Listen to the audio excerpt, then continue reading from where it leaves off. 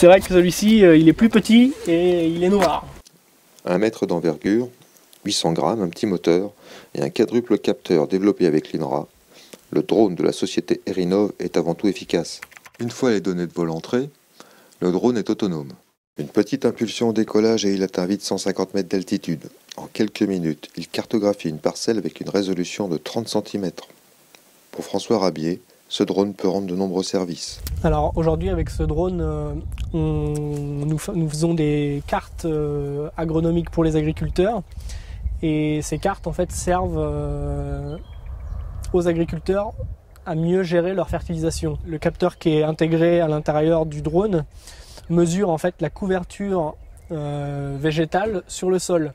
Après, on peut utiliser ces données pour d'autres applications comme du désherbage, de la modulation d'autres intrants comme les fongicides par exemple.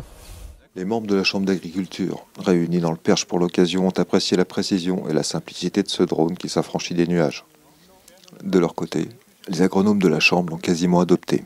On souhaiterait avoir à disposition un outil de pilotage que l'on maîtrise de A à Z.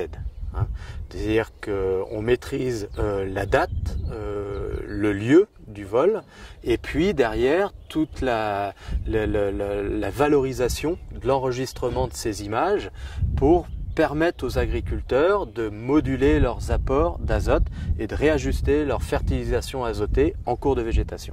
Aujourd'hui, je le répète, on est dans une phase expérimentale. On souhaite absolument valider cette expérimentation et à l'occasion, si cet outil fait ses preuves, au contraire, nous on croit en cette technologie et on souhaiterait mettre à disposition des agriculteurs, dans un deuxième temps, mettre à disposition des agriculteurs un service qui permettrait le pilotage de l'azote.